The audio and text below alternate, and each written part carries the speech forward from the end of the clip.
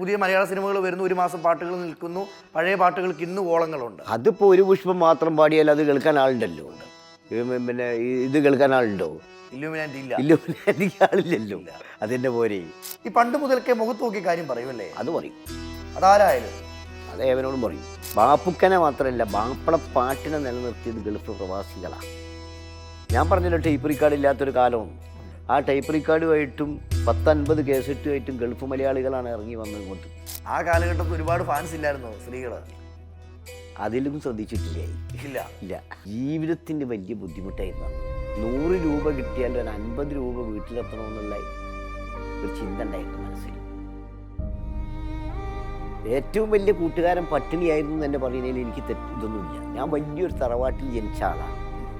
പിന്നെ ഒക്കെ ക്ഷയിച്ചു പോയിക്കുന്ന അവസാനത്തൊക്കെ. ബാബുക്കയുടെ കൂട്ടുകാരനായ ഗിരീഷ് പുത്തഞ്ചേരിയുടെ എഴുത്തുകളിൽ ബാബുക്ക കണ്ട ഒരു അത്ഭുതം എന്തായിരിക്കും? നമ്മൾ വിചാരിക്കാത്ത ഭാവനയൊക്കെ എഴുതിക്കണം. പിന്നെ ഗിരീഷ് പുത്തഞ്ചേരിക്ക് സംഭവിച്ചത് എന്തായിരിക്കും ബാബുക്ക? കുറേ എന്തൊക്കെയോ വഴിമാറി സഞ്ചരിച്ചു, ചില ആളുകളെയൊക്കെ വെറുപ്പിച്ചു എന്നൊക്കെ പറയുന്നത് കേട്ടിട്ടുണ്ട്.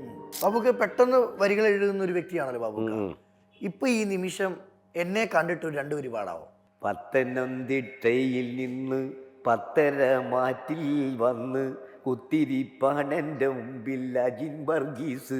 ഓരോ ചോദ്യത്തിലും ഉണ്ട് അവന് ഇന്ന് ഇബിലീസ്. ബാബുക്ക് ഇപ്പൊ ഇറങ്ങുന്ന ഓരോ പാട്ടുകൾ ബാബുക്കയുടെ ശ്രദ്ധയിൽപ്പെട്ടുണ്ടെന്ന് ഞാൻ വിചാരിക്കുന്നു. ഇല്ലുമിനാറ്റി, നാടിൻ നന്മകനെ, ഡാബ്സിയുടെ പാട്ടുകള്, വേടന്റെ പാട്ടുകള്. പക്ഷെ ഇതൊക്കെ വന്നതിന് ശേഷം, അല്ലെ ഇപ്പോഴത്തെ സിനിമാ പാട്ടുകൾ മലയാളികളിലേക്ക് എത്തിയതിനു ശേഷം ഈ പാട്ടുകളൊക്കെ ഹിറ്റ് ആവുന്നത് 1 മാസം അല്ലെ ഒരു 1.5 മാസത്തിന്റെ ഓളവേ സൃഷ്ടിക്കുന്നുള്ളൂ. പക്ഷെ ബാബുക്കയുടെ ഒക്കെ വരികളൊക്കെ പണ്ടത്തെ എടുത്ത് നോക്കിയാലും ഈ 2025 കേൾക്കാൻ ആളുകളുണ്ട്. അതെന്താ ബാബുക്കയ്ക്ക് തമ്മിലുള്ള വ്യത്യാസം തോന്നുന്നു? അതെന്താന്ന് പറഞ്ഞാൽ ഈ ന്യൂജനെ പറ്റി ചില പാട്ടുകൾ. ഇപ്പം ഞാനൊരു ഗാനമേളക്കാരനും കൂടിയാണ്. ഞാൻ പാട്ടെഴുത്തിനോടനുബന്ധിച്ച് ഞാൻ ചെറുപ്പത്തിൽ തന്നെ ഗാനമേള ട്രൂപ്പ് ഉണ്ടായിരുന്നു. എനിക്ക് പാടാന് ട്രൂപ്പ് ഉണ്ടായിരുന്നു, പാടും ചെയ്യായിരുന്നു ഞാൻ. അതിന് വേറൊരു ബാക്ക്ഗ്രൗണ്ട് എനിക്ക് പറയുമ്പോൾ, അന്ന് ഈ പാട്ട് ഞാൻ നേരത്തെ പറഞ്ഞല്ലോ, ടേപ്പ് റെക്കോർഡ് ഇല്ല, പാട്ട് പാടാൻ അവസരമില്ല, പാട്ട് കേൾപ്പിക്കാൻ അവസരമില്ല. ഈ എഴുതുന്ന പാട്ട് ചെറിയ പുസ്തകമാക്കി പ്രസിദ്ധീകരിക്കും. പ്രസിദ്ധീകരിക്കും. ഈ പുസ്തകമാക്കി ചെറിയ പാട്ട് ഇങ്ങനെ പ്രസിദ്ധീകരിച്ചിട്ട് ഞാനും എൻ്റെ നേരത്തെ പറഞ്ഞില്ലേ ഒരു കോയാന്ന് പറഞ്ഞ്, ഞങ്ങൾ രണ്ടുപേരും കൂടി ഈ പുസ്തകമാക്കിയിട്ട് എല്ലാ ചന്തകളിലും പോയിട്ട് പാടി വിൽക്കും. പുസ്തകം പാടി വിൽക്കും. ആ സമയത്ത് ഈ കൊലപാതകങ്ങളൊക്കെ വരും. ചെറിയ കാമുകനെ കൊല്ലുക, അതൊക്കെ ഒന്നും വളരെ ദുർലഭമാണല്ലോ ആ സമയത്ത്. അല്ലല്ല, ഇന്നും 1 ലക്ഷമാണെങ്കിൽ അന്ന് 1,000 അല്ല, ലക്ഷം. ലക്ഷത്തിൽ 1 ഉണ്ടാവുക. അതൊക്കെ ഞങ്ങൾ പാട്ടാക്കും. അങ്ങനെ പാട്ടാക്കുന്നേ ആ ചരിത്രങ്ങളൊക്കെ നോക്കിയിട്ട് പേപ്പറൊക്കെ എഴുതിട്ട് അത് പാട്ടാക്കിയാൽ നന്നായിട്ട് ചൂടപ്പം പോലെ വിറ്റു. പാടി വിൽക്കും ഞങ്ങൾ. അങ്ങനെ ഇതിനോടുള്ളൊരു സമർപ്പണം കൊണ്ടാണ് ഇങ്ങനെ എത്തിയെന്ന് വിശ്വസിക്കുക. ഇന്നിപ്പം നേരത്തെ ചോദിച്ചില്ല അജിൻ, ഒരു പാട്ടിന് ഒരാൾ വന്നു കഴിഞ്ഞാൽ അവരുടെ ഇഷ്ടത്തിന് എഴുതി കൊടുക്കും ഞാൻ. ചില സമയത്ത് എനിക്ക് തോന്നും, ഞാൻ പറയും നിങ്ങൾ ഏതായാലും മാറ്റാനൊക്കെ ഉണ്ടെങ്കിൽ ഞാൻ മാറ്റിത്തരാമെന്ന് പറഞ്ഞ് മാറ്റി കൊടുക്കും. ചില സമയത്ത് നമ്മളെ പഠിപ്പിക്കുന്നു എന്ന് എനിക്ക് തോന്നും. അങ്ങനെ ഉണ്ടെങ്കിൽ ഞാൻ നിങ്ങളുടെ അക്കാഡമിയിൽ പഠിക്കാൻ ഉദ്ദേശിക്കുന്നില്ല, അതുകൊണ്ട് നിങ്ങൾക്ക് എൻ്റെ പാട്ട് തരുമെന്ന് ഞാൻ പറഞ്ഞിട്ടൊരു മ്യൂസിക് ഡയറക്ടറോട്. ഈ പണ്ട് മുതൽക്കേ മുഖത്ത് നോക്കി കാര്യം പറയുമല്ലേ? അത് പറയും. അതാരായാലും അത് ഏവനോടും പറയും. ഒരു ആത്മവിശ്വാസം ഉണ്ടല്ലേ പറച്ചില്ല? അത് പറയും. അപ്പം ഞാൻ ചോദ്യത്തിൽ വന്നതുപോലെ പുതിയ മലയാള സിനിമകൾ വരുന്നു, 1 മാസം പാട്ടുകൾ നിൽക്കുന്നു, പഴയ പാട്ടുകൾക്ക് ഇന്ന് ഓളങ്ങളുണ്ട്. അതിപ്പോൾ ഒരു പുഷ്പം മാത്രം പാടിയാൽ അത് കേൾക്കാൻ ആളുണ്ടല്ലോ. പിന്നെ ഇത് കേൾക്കാൻ ആളുണ്ടോ? ഇല്ലുമിനാറ്റി ഇല്ല. ഇല്ലുമിനാറ്റിക്ക് ആളില്ലല്ലോ. അതിൻ്റെ പോരെ ഇന്നലെ മയങ്ങുമ്പോൾ പാടിയാൽ കേൾക്കാൻ ആളില്ലേ?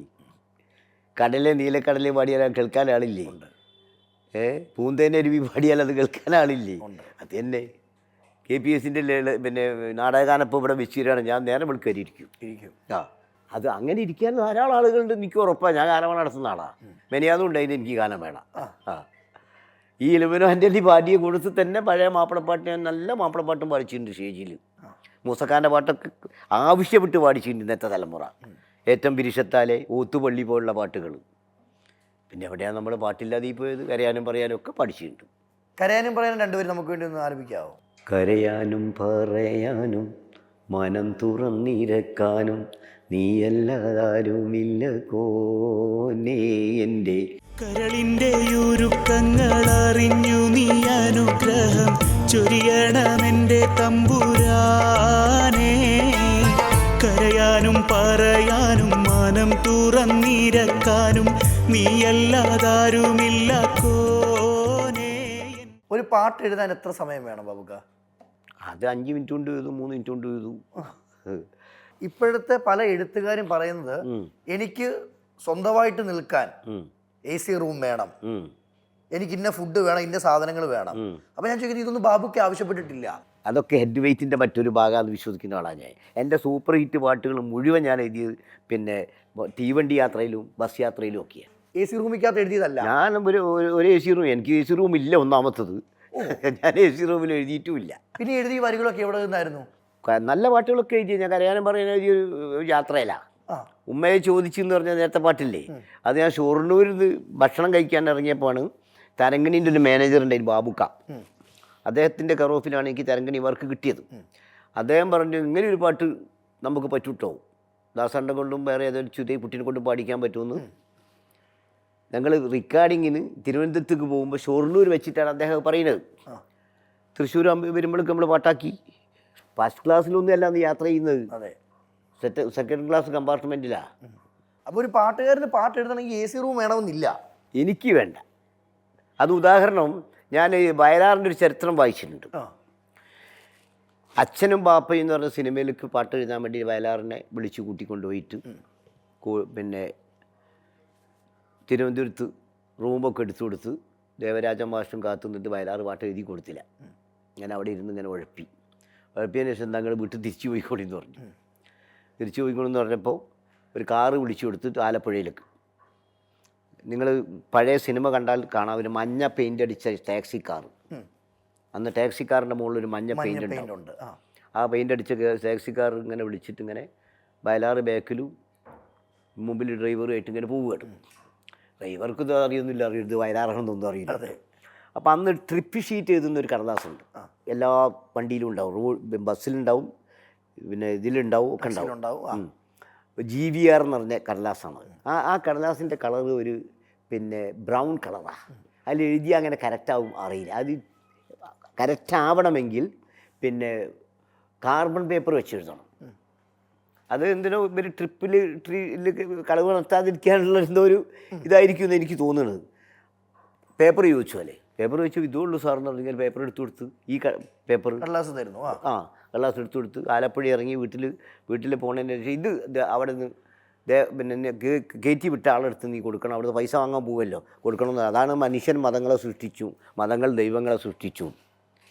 അത് സംഭവിക്കുന്നത് ഞാൻ ഒരു ചരിത്രത്തിൽ വായിച്ചതാ. മറ്റുള്ളതൊന്നും എനിക്ക് തോന്നുന്നില്ല. AC റൂമിലിരുന്ന് നമ്മൾ കിടന്നുറങ്ങിപ്പോവില്ലേ, പാട്ടെല്ലാം കഴിയുമോ? ബാബുക്ക് ഞാനൊരു കാര്യം ഓപ്പണായിട്ട് ചോദിക്കുവാട്ടോ, ബാബുക്ക് ഓപ്പൺ ആയതുകൊണ്ടാണ്. ഈ എഴുത്തുകാർക്കൊക്കെ മദ്യമില്ലാതെ എഴുതാൻ പറ്റത്തില്ലെന്നുള്ള ഒരു കേട്ടുകേൾവിയാണ്, അതിനോട് യോജിക്കുന്നുണ്ട്? ഞാൻ 1960-70 എഴുതാൻ തുടങ്ങിയില്ലേ, അന്ന് എൻ്റെ ഒരു മനസ്സിലൊരു വിശ്വാസം ഉണ്ടായിരുന്നു സിഗരറ്റ് വേണമെന്ന്. സിഗരറ്റ് ഇല്ലെങ്കിൽ എഴുതാൻ പറ്റൂല എന്ന് എൻ്റെ മനസ്സിലങ്ങനെ തോന്നിയിരുന്നു. ശരിക്കും സത്യം പറഞ്ഞാൽ ഈ പാട്ട് ഒരു 4-5 പാട്ട് എഴുതുമ്പോഴേക്കും 1-2 പാക്കറ്റ് സിഗരറ്റ് ഞാൻ കാലിയാക്കും. നാടകമൊക്കെ ഇതാണ് അതിനേക്കാൾ കൂടുതൽ വലിക്കും. ഈ 2013 പെട്ടെന്നൊരു സുപ്രഭാതത്തിന് സിഗരറ്റ് വലി നിർത്തി. പെട്ടെന്ന് എനിക്ക് തോന്നി നിർത്തണമെന്ന്. ഞാൻ പിന്നെ എഴുതിയിട്ടുണ്ട്. സിഗരറ്റ് കൊണ്ടല്ല ഞാൻ എഴുതിയത്, എനിക്ക് മനസ്സിലായി. തുടങ്ങി നിർത്താൻ പാടാന്നല്ലേ എല്ലാവരും പറയുന്നത്, അത് നമ്മുടെ വിശ്വാസം. ഒക്കെ വെറുതെ പറയാണെന്ന്. ആർക്കാ നിർത്താൻ? ഇപ്പോൾ ഡോക്ടർ പറയും നിങ്ങൾ നാളെ മരിച്ചു എന്ന് പറഞ്ഞാൽ നിർത്തിയില്ലേ? ഞാൻ അവരെ കുറ്റമൊന്നും പറയുന്നില്ല, ഓരോരുത്തരും ഓരോ രീതിയിലായിരിക്കും എഴുതുന്നത്. മലയാള സിനിമയ്ക്ക് ഏറ്റവും കൂടുതൽ സംഭാവന ചെയ്ത ആളാണ് നമ്മുടെ ഗിരീഷ് പുത്തഞ്ചേരി. ഗിരീഷിൻ്റെ തുടക്കത്തിലുള്ള അടുത്ത സുഹൃത്താണ് ഞാൻ, അടുത്ത സുഹൃത്ത്. അന്ന് ഈ ഫെസ്റ്റിവൽ സോങ് ഇറങ്ങും എറണാകുളത്ത്. കുറേ വർക്ക് എനിക്ക് കിട്ടിയ വർക്കിൽ ഞാൻ എന്ത് ചെയ്യുമെന്ന് വെച്ചാൽ 2-3 പാട്ട് അന്ന് ഗിരീഷിന് വർക്കൊന്നുമില്ല, വർക്ക് കൊടുക്കും ഞാൻ. നമ്മുടെ കൂടെ കയറി വരും, ഞാൻ എൻ്റെ കൂടെ. പിന്നെ ഞാൻ പറഞ്ഞ നേരത്തെ മരിച്ചുപോയ മുഹമ്മദില്ലേ, ഞങ്ങളുടെ കൂടെ ഒന്നിച്ച് കയറി വന്നിട്ട് 2 പാട്ട് ഇങ്ങനെ ഇത് ഗിരീഷ് എന്ന് പറഞ്ഞാൽ അന്നേരം ട്രെയിനാണെങ്കിൽ ട്രെയിൻ എഴുതിത്തിരിക്കണമേ അവിടെ നിന്ന് എഴുതും. ഞാനൊരു മാപ്പിളപ്പാട്ടിൻ്റെ ഓണത്തുമ്പി എന്ന് പറഞ്ഞൊരു മാപ്പിളപ്പാട്ട് കേസറ്റിൽ ഓണത്തിൻ്റെ ഇറങ്ങിയിരുന്നു. 5 പാട്ട് ഗിരീഷും 5 പാട്ട് ഞാനും. എൻ്റെ ഗുണം കൊണ്ട് കൊടുത്ത് സ്പോട്ടിന്ന് എഴുതി തന്നിട്ടുണ്ട്. സ്പോട്ടിന്ന് ബാബുക്കയുടെ കൂട്ടുകാരനായ ഗിരീഷ് പുത്തഞ്ചേരിയുടെ എഴുത്തുകളിൽ ബാബുക്ക കണ്ട ഒരു അത്ഭുതം എന്തായിരിക്കും? നല്ല ജീനിയസ് ആയിരുന്നു, ആ ഭയങ്കര കഴിവായിരുന്നു, നല്ല കഴിവായിരുന്നു. നമ്മൾ വിചാരിക്കാത്ത ഭാവനയൊക്കെ എഴുതിക്കാളോ എഴുതും. അങ്ങനെ അത്ഭുതപ്പെടുത്തി ഏതെങ്കിലും നിമിഷമോ സന്ദർഭമോ ഉണ്ടോ ബാബുക്ക്? പിന്നെ പെട്ടെന്ന് ഒരു പാട്ട് ഒരു ഇതിൽ ഫെസ്റ്റിവൽ സോങ്ങിൽ പെട്ടെന്ന് എഴുതാൻ ഭൂവിതൽ കവിളിലൊരു ഉമ്മ, തൂന്നെറ്റി തടത്തിലൊരുമ്മ, നീ മൂടി വെച്ച പൊന്മണി ചെണ്ടിലൊരു ഉമ്മ എന്നാ പറഞ്ഞത്. സത്യം പറഞ്ഞ വയലാർ എഴുതുന്നത് അതേ രീതിയിലാണ് ആ എഴുത്ത്. അതെ, നീ മൂടി വെച്ച പൊന്മണി ചെണ്ടി. ഞാൻ പറഞ്ഞത് എന്താണ് എഴുതി വെച്ചതെന്ന് ചോദിച്ചപ്പോൾ പറയാം അത് വയലാറിൻ്റെ സ്റ്റൈലാന്ന് പറഞ്ഞു. അതൊക്കെ പെട്ടെന്നാ അതിൻ്റെ പോരെ. പിന്നെ സിനിമാക്കാരൊക്കെ കുറേ അമ്പരിപ്പിച്ചിട്ടുണ്ടെന്ന് പറഞ്ഞു. പിന്നെ ഗിരീഷ് പുത്തഞ്ചേരിക്ക് സംഭവിച്ചത് എന്തായിരിക്കും ബാബുക്ക? ചില ആളുകളെയൊക്കെ വെറുപ്പിച്ചു എന്നൊക്കെ പറയുന്നത് കേട്ടിട്ടുണ്ട്. പക്ഷെ ഞാൻ 1-2 കാര്യത്തിനൊക്കെ പോയിട്ട് എന്നോടൊന്നും വെറുപ്പിച്ചിട്ടുമില്ല, എന്നോട് അങ്ങനെ പെരുമാറിയിട്ടുമില്ല. പെരുമാറിയിട്ടില്ല എന്ന് പറഞ്ഞാൽ പിന്നെ അവൻ തിരക്ക് കൂടിയപ്പോൾ മാപ്പിളപ്പാട്ടിനൊക്കെ അവൻ്റെ അടുത്ത് ആൾ ചെന്നു. മാപ്പിളപ്പാട്ടി കേസറ്റ് അന്ന് നല്ല കത്തി നിൽക്കുകയല്ലേ. അപ്പോൾ മാപ്പിളപ്പാട്ടിന് ചെന്നതിൽ 1-2 പാട്ടൊക്കെ ഞാൻ എഴുതി തരാം, ബാക്കി നിങ്ങൾ ബാപ്പനെ കൊണ്ട് എഴുതിച്ചോളി എന്ന് പറഞ്ഞ് കുറേ അവസരം എനിക്ക് തന്നിട്ടുണ്ട്. നമ്മളെന്തിനാ വെറുതെ എന്തൊക്കെയൊക്കെ പറയുന്നത്. അപ്പോൾ ഞാൻ വിളിച്ചിട്ട് ഞാൻ ചോദിച്ചാലും നീ എഴുതിക്കൊല്ലോ എന്ന് പറഞ്ഞാൽ ബാക്കി നീ എഴുതിക്കടാ, അത് അതല്ലേ നിൻ്റെ പ്രൊഫഷൻ അതല്ലേ, നീ എഴുതിക്കും, 2 പാട്ട് ഞാൻ എഴുതിക്കോളാം. അങ്ങനെ പ്രൊഡ്യൂസറോട് പറഞ്ഞിട്ട് എന്നെ ധാരാളം പ്രൊഡ്യൂസേഴ്സിനോട് പറഞ്ഞ് എനിക്ക് വർക്ക് കിട്ടിയിട്ടുണ്ട്. ബാബുക്ക് ഈ വർക്ക് കിട്ടണമെങ്കിലും ഈ ഒരു ഫീൽഡിൽ നിലനിൽക്കണമെങ്കിലും ബന്ധങ്ങൾ ആവശ്യമാണ് ബാബുക്ക? ബന്ധങ്ങളൊക്കെ ഒരു പരിധി വരെ ആവശ്യമാണ്. ബന്ധങ്ങളുണ്ടെങ്കിലേ കയറി പോകാൻ പറ്റത്തുള്ളൂ. ബന്ധങ്ങൾ പോലുണ്ടെങ്കിൽ തന്നെ കയറി പോകാൻ പറ്റുള്ളൂ. ചുമരുണ്ടെങ്കിലല്ലേ ചിത്രം വരയ്ക്കാൻ കഴിയുള്ളൂ, പടവുണ്ടെങ്കിലല്ലേ മുകളിലേക്ക് കയറാൻ പറ്റുള്ളൂ. നമ്മളിത് ഇതെന്ന് വിചാരിച്ച് ഇവിടെ ഇങ്ങനെ ഇരുന്നാൽ നമ്മളുടെ അടുത്ത് ആരും വരണ്ടേ. നിങ്ങൾ നേരത്തെ പറഞ്ഞല്ലോ എന്തുകൊണ്ട് പറഞ്ഞില്ലാന്ന്, ചാർജൊന്നും പറഞ്ഞില്ലാന്ന്. ഈ ചാർജൊക്കെ കൂടുതൽ പറയുമ്പോൾ പിന്നെ നമ്മളെ വിളിക്കാൻ ആളുണ്ടാവില്ല.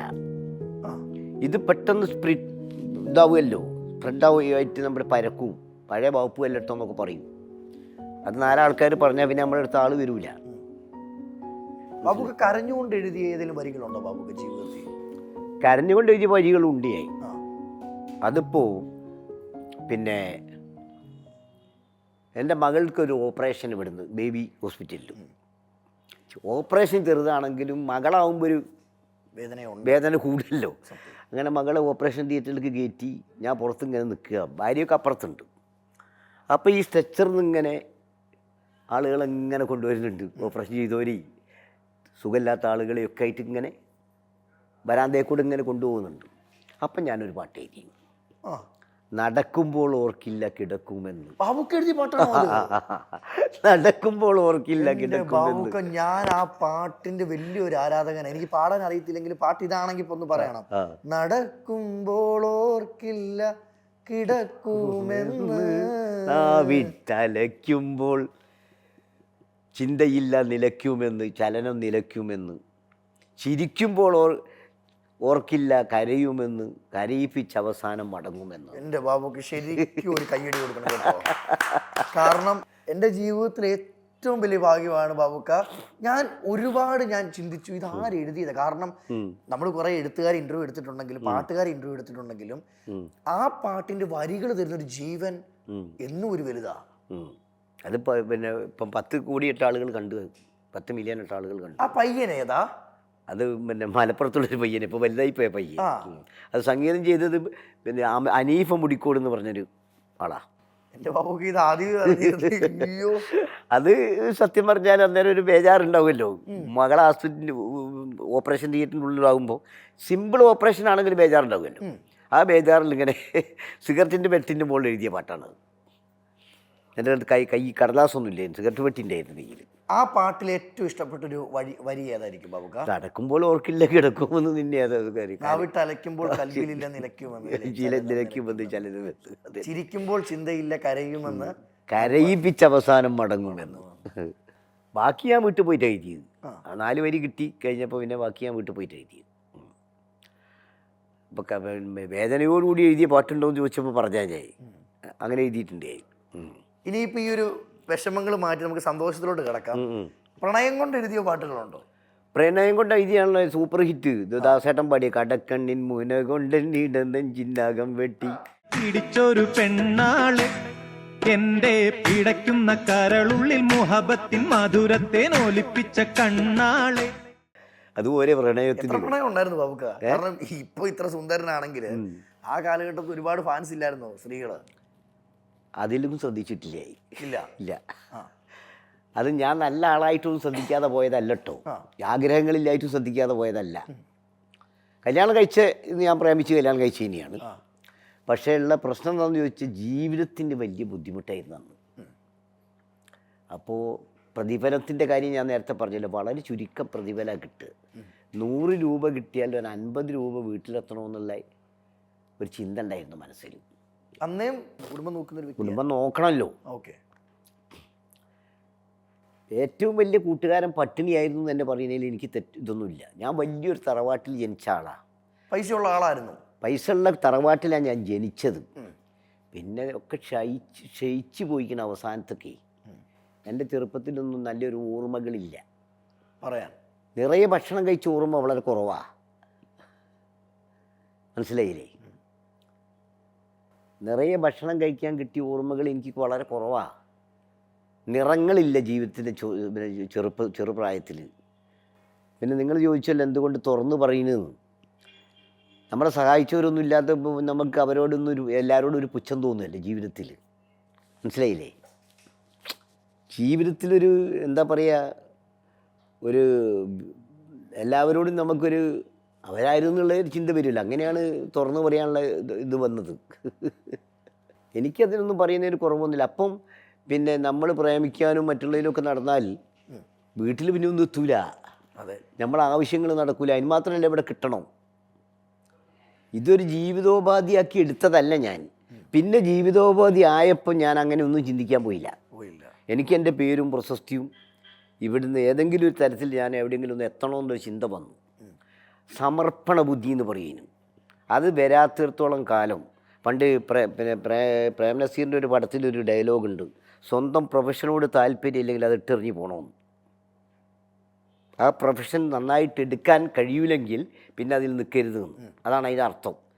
അപ്പം നമ്മൾ അതിൽ നിൽക്കണമെങ്കിൽ നമ്മൾ അതിൽ തന്നെ ശ്രദ്ധ കേന്ദ്രീകരിക്കണം, വായിക്കണം. പിന്നെ എഴുതണമെങ്കിൽ പുതിയ സാധനങ്ങൾ വന്നിട്ട് പറയുമ്പോൾ നമ്മൾ പുതിയ സംഗതികൾ എഴുതി കൊടുക്കണം. അത് വേണം. അതുകൊണ്ടാണ് ബാബുക്ക് ഈ 50 വർഷക്കാലം മുന്നോട്ട് എഴുത്തിൻ്റെ യാത്രയിൽ പോകുമ്പോൾ, അല്ലെങ്കിൽ എഴുത്തിൻ്റെ ഒരു മാജിക്കിൽ പോകുന്ന സമയത്ത് ഈ 50 വർഷക്കാലം ബാബുക്കെ നിലനിർത്തിയ ഒരു ഘടകം എന്തായിരിക്കും? അത് ഞാനും അത്ഭുതപ്പെടുന്നുണ്ട്. എന്താണെന്ന് എനിക്കറിയില്ല. അതെന്തുകൊണ്ട് ഇങ്ങനെ നിലനിർത്തുന്നു എനിക്ക് പറയാൻ പറ്റൂല. അതുപോലെ തന്നെ ഒരുപാട് പാട്ടുകാരാണെങ്കിലും എഴുത്തുകാരാണെങ്കിലും ഇന്ന് വരുന്നുണ്ട് മുന്നോട്ട്. ഒരുപക്ഷെ ഫെയിമിന് വേണ്ടി ആയിരിക്കാം, പണത്തിന് വേണ്ടി ആയിരിക്കാം.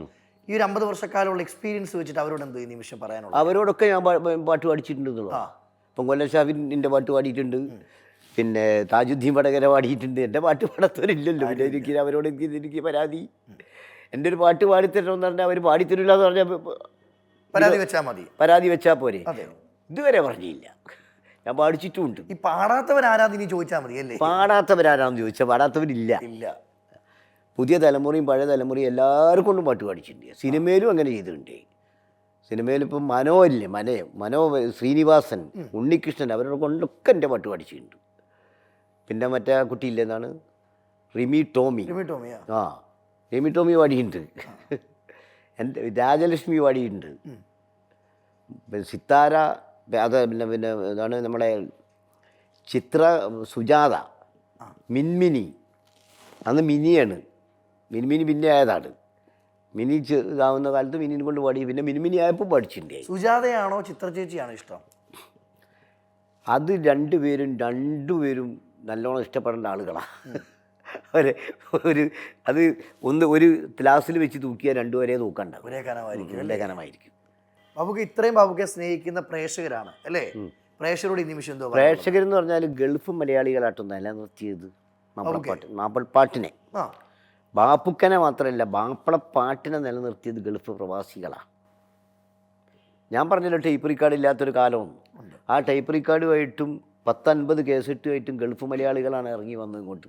ഫ്ലൈറ്റിൽ ഇറങ്ങിയിട്ട് അന്ന് ബോംബെയിൽ ഇറങ്ങി ഇവിടെ SKS ബസ്സിലൊക്കെ ഇറങ്ങി വരുമ്പോൾ ആ ഒരു കാഴ്ച വല്ലാത്തൊരു കാഴ്ചയായിരുന്നു. അവർ തന്നെയാണ്, അവരില്ലെങ്കിലും മാപ്പിളപ്പാട്ടില്ലാന്ന് എനിക്ക് ഇപ്പോഴും തോന്നുന്നുണ്ട്. എന്നെയൊക്കെ ഇത്ര പ്രാവശ്യം അവർ ഗൾഫിലേക്ക് കൂട്ടിക്കൊണ്ടുപോയത്. എന്തെല്ലാം പാരിതോഷികങ്ങൾ അവർ തന്നത്. ഈ പെരുന്നാളും എനിക്ക് അയച്ചു തന്നിട്ട് പൈസയും കാര്യമൊക്കെ. വേണ്ടാന്ന് പറഞ്ഞിട്ട് അവർക്ക് ദേഷ്യം പിടിച്ചെന്നോട്. ആ പ്രവാസികളെ മറക്കാൻ പറ്റത്തില്ല. പ്രവാസികളില്ല, മാപ്പിളപ്പാട്ടില്ല. അവർ കത്തുപാട്ട്, വിരഹപ്പാട്ടുകളൊക്കെ അവർ തന്നെയാണ് കൂടുതൽ നെഞ്ചിലേറ്റ്. ബാബുക്ക് പെട്ടെന്ന് വരികൾ എഴുതുന്ന ഒരു വ്യക്തിയാണല്ലോ ബാബുക്ക. ഇപ്പൊ ഈ നിമിഷം എന്നെ കണ്ടിട്ട് ഒരു 2 വരി പാടാവോ? അജീനെ കണ്ടിട്ടോ? അത് ഒരു പരീക്ഷണം നടത്തുകയാണ്. പത്തനംതിട്ടയിൽ നിന്ന് 10:30 മാറ്റിൽ വന്ന് കുത്തിരിപ്പാൻ എൻ്റെ മുമ്പിൽ അജിൻ വർഗീസ്. ഓരോ ചോദ്യത്തിലും ഉണ്ട് അവന് ഇന്ന് ഇബിലീസ്. ചോദ്യത്തിൽ ഒരു ഇബിലീസിന്റെ ചോദ്യമുണ്ട്. അതെ ബാബുക്ക, അപ്പൊ ഒത്തിരി സന്തോഷം. പ്രേക്ഷകരോട് ഈ നിമിഷം എന്താ പറയാനുള്ളത് പറയാം. ആദ്യം പറയേണ്ടത് സജീനോടാണ് നന്ദി പറയേണ്ടത്. കാരണം ഞാൻ 50 വയസ്സായതുകൊണ്ട് അയാൾ വീട്ടിലിരുന്നോട്ടത് സജിക്ക് തോന്നിയിട്ടില്ലല്ലോ. അതുകൊണ്ടാണല്ലോ സജി എന്നെ വിളിച്ച് ഇവിടെ ഇരുത്തിച്ച ഈ സീറ്റിൽ. അപ്പോൾ ആദ്യത്തെ നന്ദി മില്ലേനിയം സജീനോടാണ്. അതാദ്യം രേഖപ്പെടുത്തുകയാണ്. രണ്ടാമത് പറയാനുള്ളത്, പാട്ടുകൾ നിങ്ങളൊക്കെ നെഞ്ചേറ്റിയത് കൊണ്ടാണ് നമ്മളിപ്പോഴും നിലനിൽക്കുന്നത്. നിങ്ങളില്ലെങ്കിൽ ഞങ്ങളില്ല. നിങ്ങളില്ലെങ്കിൽ ഞങ്ങൾ അക്ഷരം കൊണ്ട് 50 വർഷം ജീവിക്കുക എന്ന് പറഞ്ഞാൽ നിങ്ങൾ കാരുണ്യം കൊണ്ടാണ്. പടച്ചോൻ നിങ്ങളിലേക്ക് തന്ന കാരുണ്യം ഞങ്ങളിലേക്ക് പകർന്നു തന്നിട്ടാണ് 50 വർഷം ഈ രംഗത്ത് നിൽക്കാൻ കഴിഞ്ഞത്. ഇനിയും നിങ്ങളുടെ പ്രാർത്ഥനയും കാര്യവും ഓർമ്മയും ഉണ്ടെങ്കിൽ ഇനിയും എഴുതണമെന്നുണ്ട്. അതിന് നിങ്ങളുടെ സഹായങ്ങൾ എന്നോടുണ്ടാവണം. ഇത്ര പേര് എന്നെ സഹിച്ച അജിൻ വർഗീസിനോട് നന്ദി രേഖപ്പെടുത്തുക. നിങ്ങളെപ്പോലെ ഒരു വ്യക്തിയുടെ മുന്നിൽ ഇരിക്കുക എന്ന് പറയുന്നത് ശിവതി കിട്ടിയ എന്റെ ഭാഗ്യമാണ്. അതിനോട് ഈശ്വരന് നന്ദി പറയുന്നു. അതോടൊപ്പം ബാബുക്ക, 50 വർഷത്തിന്റെ എക്സ്പീരിയൻസിൽ 6000 വരികൾ എഴുതിയിട്ടുണ്ടെങ്കിൽ 6000 എന്നുള്ളത് ഇനി 10,000 20,000 മാറട്ടെ. അതിലൊരു കാര്യം പറയാനുണ്ട്. അതായിട്ടുണ്ട്. ഞാൻ എഴുതിയ രാഷ്ട്രീയ പാട്ടുകൾക്ക് കണക്കില്ല. അതും കൂടി കൂടിയാൽ 15,000 20,000 ഒക്കെ ഉണ്ടാവും. ബാബുക്കയുടെ പാട്ടുകൾ 6000 എന്ന് പറയാൻ പറ്റത്തില്ല. പറയാൻ പറ്റൂല. 20,000 എന്ന് പറയണം. പറയേണ്ടി വരും. കാരണം രാഷ്ട്രീയ പാട്ട് കണ്ടമാനം എഴുതിയിട്ടുണ്ട്. അതിന് കണക്കില്ല. കണക്ക് വെച്ചിട്ടുമില്ല. അതിങ്ങനെ തെരഞ്ഞെടുപ്പ് സമയത്ത് എഴുതി വിടിയല്ലേ. നമുക്ക് ഇനിയും ഞങ്ങൾ പ്രേക്ഷകർക്ക് ഒരുപാട് നല്ല വരികൾ ഞങ്ങൾ കേൾക്കാൻ ആഗ്രഹിക്കുന്നു. ബാബുക്ക് അത് സമ്മാനിക്കണം. അല്ല, പിന്നെ പത്തനംതിട്ടയിലെ അജി എൻ്റെ പാട്ട് പാടി തന്നല്ലോ, നടക്കുമ്പോൾ ഓർക്കില്ല കിടക്കുമെന്നൊന്ന്. അതാണല്ലോ ഏറ്റവും വലിയ എൻ്റെ ഗിഫ്റ്റ്. തീർച്ചയായിട്ടും എനിക്കിപ്പോൾ കിട്ടിയ ഗിഫ്റ്റ് അതാ. ഞാൻ എന്നെ ഇൻ്റർവ്യൂ ചെയ്യുമ്പോൾ ആരാ വെച്ച് ഇൻ്റർവ്യൂ ചെയ്യുന്നതെന്ന് പറഞ്ഞപ്പോൾ എറണാകുളത്ത് വന്ന പയ്യനാന്ന് പറഞ്ഞിട്ടുണ്ട്. തുറന്ന് പറയാലോ പോവും. അപ്പം ഞാൻ സജിനോട് ചോദിച്ചു മാപ്പിളപ്പാട്ടിനെ പറ്റി അയാളെന്താ ചോദിക്കുകയെന്ന്. അത് ഞാൻ പഠിപ്പിച്ചു കൊടുത്തോളാം എന്ന് പറഞ്ഞു. അപ്പോൾ ശരിക്കും പഠിച്ചു വന്നിട്ടുണ്ട്. സന്തോഷം. താങ്ക് യു ബാബുക്ക. അപ്പോൾ മുന്നോട്ടുള്ള ജീവിതത്തിൽ എല്ലാവിധ ആശംസകളും നേർന്നുകൊണ്ട് താങ്ക് യു. Thank you.